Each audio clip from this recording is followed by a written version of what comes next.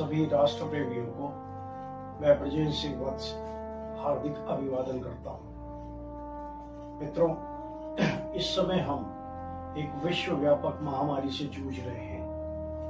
हम इस समय लॉकडाउन में हैं, अंदर हैं, और हमारा प्रयास है कि हम निश्चित रूप से इस महामारी से पार पाएंगे और भारत पहला देश बनेगा विश्व में जो इस पे पार पाके बाहर निकल जाएगा।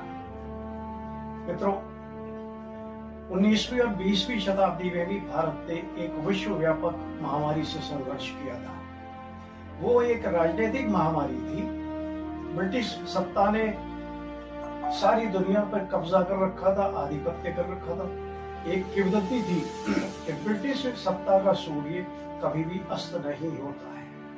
भारत ने इस छुए को उतारने के लिए 10 मई सन 1857 को पहला स्वाधीनता संग्राम लड़ा। वो विफल हुआ और विफल होने के पश्चात जो रास्ता बना उस पर निरंतर प्रयास होते रहे, संघर्ष चलता रहा और अंततः 15 अगस्त सन 1947 को हमने अपनी स्वाधीनता अर्जित की। प्रथम स्वाधीनता संग्राम के विफल होने के पश्चात जब हमने ब्रिटिश ईस्ट इंडिया कंपनी के विरुद्ध लड़ा था, उसके पश्चात ब्रिटेन की महारानी ने सत्ता सूत्र अपने हाथ में ली और 1857 के बाद से 1947 तक हम निरंतर ब्रिटिश साम्राज्यवाद से लड़ाई लड़ते रहे। इस सत्ता सूत्र परिवर्तन के पश्चात 1874 इसके विरुद्ध सबसे पहला विरोध उस समय के भारतीय आधुनिक भारत के पुरोधा महर्षि दयानंद सरस्वती आर्य अभिनय ग्रंथ को लिखते हुए कहा कि हम कोई विदेशी हम पर राज ना करे, हम कभी पराधीन ना हो। इससे आगे चलते उन्होंने सत्याग्रह प्रकाश में कहा कि कोई विदेशी शासन चाहे वो माता पिता के तुल्य ही क्यों ना कर्तव्य निभाए, लेकिन स्वदेशी शासन भी बेहतर विकल्प होता है। ये एक स्वाधीनता का प्रथम विरोध था। और मित्रों, 1930 का जो वर्ष आता है वो भारत के स्वाधीनता संग्राम के लिए एक बहुत ही आवश्यक वर्ष माना जाएगा, महत्वपूर्ण वर्ष माना जाएगा। 1930 को हम दांडी मार्च के वर्ष के रूप में जानते हैं। दांडी मार्च हुआ और फिर किंचित कारणों से दांडी मार्च का आंदोलन बीच में वापस ले लिया गया। लेकिन 1930 में एक और आंदोलन भी हुआ, एक भीषण संग्राम हुआ, जिसके फलस्वरूप भारत के एक क्षेत्र को ब्रिटिश सत्ता से, ब्रिटिश आधिपत्य से कुछ देर के लिए ही सही, लेकिन को मुक्ति मिली। वहां पर यूनियन जैक समाप्त हुआ और यूनियन जैक उतरकर उसकी जगह तिरंगा लहराया गया। मित्रों, मैं बात कर रहा हूं आज के, और देखा जाए तो क्रूर राजनीतिक निर्णयों के कारण जो क्षेत्र आज विदेश बन गया है वो चटगांव क्षेत्र। उस चटगांव क्षेत्र में जो भीषण सशस्त्र संग्राम हुआ था, मैं उसकी बात कर रहा हूँ। वो संग्राम 36 वर्षीय मास्टर सूर्य सेन के नेतृत्व में लड़ा गया था। वो उस संग्राम के योजनाकार थे। और ये मास्टर सूर्य सेन, ये नेताजी सुभाष चंद्र बोस से 3 वर्ष बड़े थे, लगभग 3 वर्ष बड़े थे, और वे गणित के प्राध्यापक थे। लेकिन राष्ट्र की चेतना उनके मन में कहीं ना कहीं उजागर थी, इसलिए वह अंग्रेजी सत्ता को फाड़ने के लिए प्रारंभ से ही प्रयासरत थे। और उनके नेतृत्व में ही ये चटगांव स्वतंत्र संघर्ष प्रारंभ हुआ। इस संघर्ष में मास्टर सूर्य सेन के अलावा जिन जिन लोगों ने हिस्सा लिया उनके नाम मैं आपके सामने रख रहा हूँ।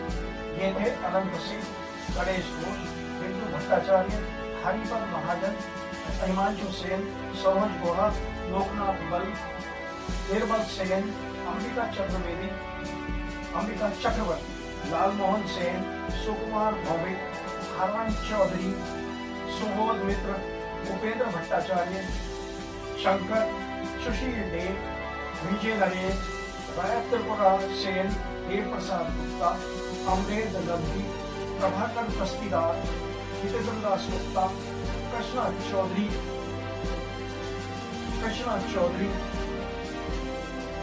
इत्यादि। ये संघर्ष 18 अप्रैल सन 1930 को प्रारंभ, रात को 10 बजे सबसे पहले चटगांव के पुलिस लाइन के ऊपर और उसके साथ साथ ऑक्सिलरी फोर्स आर्मरी पर एक साथ हमला बोला गया। ये जो ऑक्सिलरी फोर्स आर्मरी ये ब्रिटिश मुख्यालय था, दोनों जगह संघर्ष हुआ और पुलिस लाइन आराम से उस पर आधिपत्य प्राप्त कर लिया गया। और उसके बाद वहां पर जो दल था वो दल ऑक्सिलरी आर्मरी फोर्स की तरफ चला और ऑक्सिलरी आर्मरी फोर्स के ऊपर संघर्ष कुछ ज्यादा हुआ। मेजर फैरल जो वहां के इंचार्ज थे, मेजर फैरल मुकाबले पर आए, मेजर फैरल को गोली मार दी गई। उसके बाद कर्नल मूडी आया, उसको भी गोली मार दी गई। फिर उसके बाद कलेक्टर विल्किंसन वहां पर पहुंचा, वो अपने दलबल के साथ था, लेकिन जाबाजों ने विल्किंसन के दलबल को तहस नहस कर दिया और वहां पर विल्किंसन पलायन करने के लिए मजबूर हो गया, विल्किंसन भाग गया। ये घटना हुई और उसके बाद जो पुलिस लाइन था वहां पर जो अस्त्र शस्त्र मिले और ऑक्सिलरी फोर्स आर्मरी पर जो अस्त्र शस्त्र मिले उनका परीक्षण किया गया। वहां पर उम्मीद ये थी कि 303 बोर के कारतूस मिलेंगे, लेकिन दुर्भाग्य से वे कारतूस नहीं मिल पाए। मस्केटी राइफल्स वहां से मिली और उसके साथ के कारतूस मिले, लेकिन जो हमारे वीर थे उन वीरों के लिए इतना पर्याप्त था। सुबह आ चुका था, 19 अप्रैल आ चुकी थी, इसलिए जो अगला लक्ष्य था वो शहर के अंदर इंपीरियल बैंक और जेल पर कब्जा करने का अगला लक्ष्य था। उसको करने के लिए रात का समय नियत किया गया और रात के समय के काम करने के लिए जलालाबाद की पहाड़ियों पर ये सारे लोग ये आराम कर रहे थे। शाम को 5 बजे जलालाबाद की पहाड़ी के नीचे एक ट्रेन आकर रुकी। वो कोई स्टेशन नहीं था। प्रभास बल चौकीदार आकर रहे थे। प्रभास बल ने देखा कि उससे गोरखा ब्रिगेड के सिपाही निकल रहे थे। प्रभास बल ने फौरन सूचना दी और जब सूचना मिली तो मास्टर दा जो वहां पर थे, मास्टर दा ने कहा भाई युद्ध की घड़ी आ गई, कर्तव्य की घड़ी आ गई, कर्तव्य परायणता की घड़ी आ गई और अब हमें यहाँ पर संघर्ष करना है। सारे लोग और उस संघर्ष के लिए मास्टर दा ने लोकनाथ बल को वहां पर सेनापति मुकर्रर कर दिया। आगे निर्देश लोकनाथ बल के थे। लोकनाथ बल के निर्देश के अनुसार जो जवान थे वहां पर उन्होंने अपनी पोजीशन ली। ये जो लोग थे ये कोई 28 से 30 लोगों के बीच में, सबके पास मस्केटी राइफल थी। मस्केटी राइफल का निशाना कोई बहुत ज्यादा दूर तक नहीं जाता था। मस्केटी राइफल का चैम्बर बहुत जल्दी गर्म हो जाता था, उसको लोड करने में दिक्कत होती थी। लेकिन इन्हें संघर्ष करना था क्योंकि ये जान हथेली पर लेकर देश को स्वतंत्र कराने की इच्छा अपने मन के अंदर उजागर कर चुके थे। गोरखा ब्रिगेड के पहाड़ पर चढ़ना शुरू हुआ। उन्होंने चढ़ना शुरू किया और जब वो मस्केटी राइफल की शूटिंग रेंज के अंदर आ गए तब लोकनाथ बल ने फायर का निर्देश किया। और उसके बाद जब फायर हुआ एक साथ तो उन्हें बिल्कुल भी उम्मीद नहीं थी कि कितना संघर्ष ऊपर होने वाला है। उस फायर से कुछ निहत हुए, कुछ अपने साथियों के दबाव से गिरे और लुढ़कते हुए नीचे गए। बहुत बड़ी संख्या में गोरखा ब्रिगेड की ब्रिटिश सत्ता के सैनिकों को आहत होना पड़ा। एक बार कुछ सोचने के बाद फिर से ये प्रयास किया गया और फिर से वही कुछ हुआ जो पहली बार हुआ था। अब ब्रिटिश अधिकारियों को सोचना पड़ा कि भविष्य में करना क्या है। योजना फिर से बनाई गई। बूडी और स्मिथ ने मिलकर योजना बनाई और ये योजना तय हुई कि एक और मोर्चा खोला जाए। पूरब दिशा से एक मोर्चा और खुला और वहां से लुइस गन से फायरिंग होनी शुरू हुई, मशीन गनों से फायरिंग होनी शुरू हुई और जवाब में मस्केटी राइफल्स थी। अब हमारे नौजवानों को दो जगह संघर्ष करना पड़ रहा था, पूर्वी क्षेत्र में भी और सामने से। लेकिन ये वीर डटे हुए थे, बिल्कुल कर्तव्य परायणता के आधार पर डटे हुए थे। उन्हें कहीं अपने आप को पीछे छोड़ने की स्थिति नहीं थी। वो सिर पर कफन बांध कर आए थे, देश की आजादी के लिए वो लड़ रहे थे। उन्होंने चटगांव मुक्त करा लिया था, वो चटगांव की हिफाजत के लिए लड़ रहे थे। संघर्ष चालू हुआ मित्रों, संघर्ष बढ़ता रहा, दोनों तरफ से फायरिंग होती रही। जलालाबाद की पहाड़ियों पर अंधेरा छा गया, फायरिंग लगातार हो रही थी और एक उसी दौर में लुइसगंज से एक फायर आया और उसमें सबसे पहला जवान, भारत का जवान सबसे पहला, जिसका नाम हरिबल था, जिसे टैगरा कहते थे, जिसकी आयु कुल 14 वर्ष थी, वो जवान उसमें शहीद हुआ। और जब उसको गोली लगी तो उसने अपने साथी से कहा कि सोना भाई, संघर्ष जारी रखना, गोलियां चलाते रहना, मैं जा रहा हूं और आपका स्वागत करने के लिए वहां पर तैयार होगा। दूसरा जो जवान हमारा मरा वो प्रभास बल आहत हुए, उनको गोली लगी। और समस्या ये आ रही थी कि मस्केटी राइफल का जो चैम्बर था वो बार बार गर्म हो रहे थे, दिक्कत हो रही थी, उनमें चैम्बर जाम हो रहा था, लोड नहीं हो पा रहा था। मास्टर दा, क्योंकि वहां स्थिति ऐसी नहीं थी कि चल सकते, मास्टर दा अपने सीने के सहारे खिसकते खिसकते उन जवानों के पास जा रहे थे, मस्केटी राइफल को लुब्रिकेटिंग ऑयल से साफ कर रहे थे और फिर उनको दे रहे थे कि लो संघर्ष करो और आगे बढ़ो। संघर्ष चल रहा था, लेकिन कब तक चलता, हमारे वीर आहत होने शुरू हुए, लेकिन गोरखा ब्रिगेड का साहस भी गांव पर लग गया। उन्हें ये पता ही नहीं चल रहा था कि ऊपर कितना आयुध है, कितने लड़ाके मौजूद हैं। और फिर जब ये संघर्ष अपनी गति पर पहुंच गया, चरम सीमा पर पहुंच गया, तो एक स्थिति ऐसी भी आई कि जब लुब्रिकेटिंग ऑयल भी खत्म हो गया, लुब्रिकेटिंग ऑयल समाप्त हो गया, अब चैम्बर्स को कैसे साफ किए। मित्रों, आप उन वीरों के जज्बे को आत्मसात करने का प्रयास कीजिए, आप उन वीरों के साहस को आत्मसात करने का प्रयास कीजिए। वो अपने पास में मरे हुए अपने साथी के लहू से भी आजादी की लड़ाई लड़ना चाहते थे और उन्होंने ऐसा किया। मस्केटी राइफल को जब लुब्रिकेटिंग ऑयल नहीं मिला तो उन्होंने अपने साथी के शरीर से निकले हुए खून से उन्होंने चैम्बर साफ किए और चैम्बर साफ करके मस्केटी राइफल उन्होंने आगे बढ़ाई, उससे युद्ध किया और आखिरकार ब्रिटिश सेना को वहां से वापस लौटना पड़ा। वो लोग वापस लौट गए, ब्रिटिश सेना के हाथ खड़े हो गए, उन्होंने हाथ खड़े कर दिए, ये लोग चले गए। इधर जलालाबाद पर अंधेरा छा गया था। इन लोगों ने, क्योंकि ब्रिटिश फौज चली गई थी, युद्धविराम हो चुका था, इन्होंने पहले अपने आहत सैनिकों को देखा।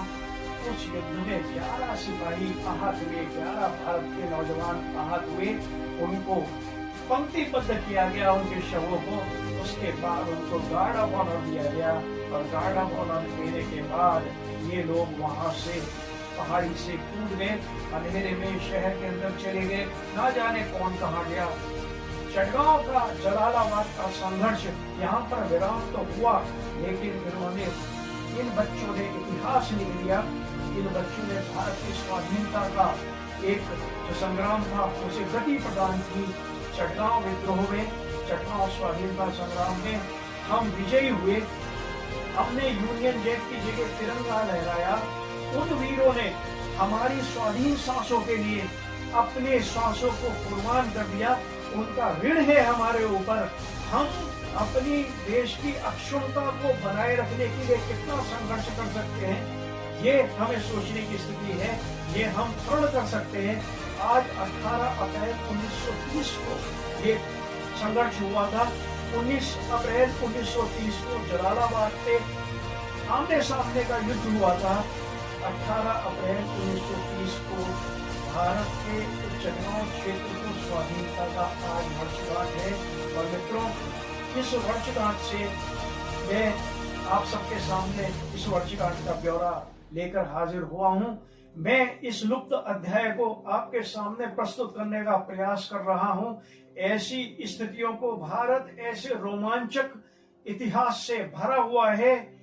एक मनीषी थे स्वर्गीय राजीव दीक्षित जी, वो कहा करते थे कि 7 लाख से अधिक वीरों के लहू को की कुर्बानियों के बाद, लहू की गंगा के बाद उसको चीरकर भारत ने ये आजादी प्राप्त की है। मित्रों, इसको अक्षुण्ण रखने का कार्य अब हमारा है। मैं आज इस चटगांव सशस्त्र संग्राम और चटगांव को मुक्ति के दिन की बात पर, आज के दिन मैं उन निहत वीरों को, जो हमारे लिए निहत हो गए, उन वीरों की को अपना कृतज्ञतापूर्ण श्रद्धांजलि और कोटिशा नमन करना अपना दायित्व समझता हूं और आप सबको ये प्रयत्न करता हूं, ये कोशिश करता हूं, ये मशवरा देता हूं, ये आपसे अपेक्षा है मेरी कि आप मेरी भावनाओं से जुड़कर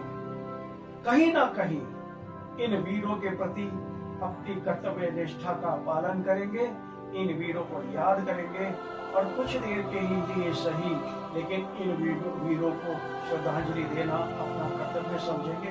आप सबका बहुत बहुत धन्यवाद। नमस्ते।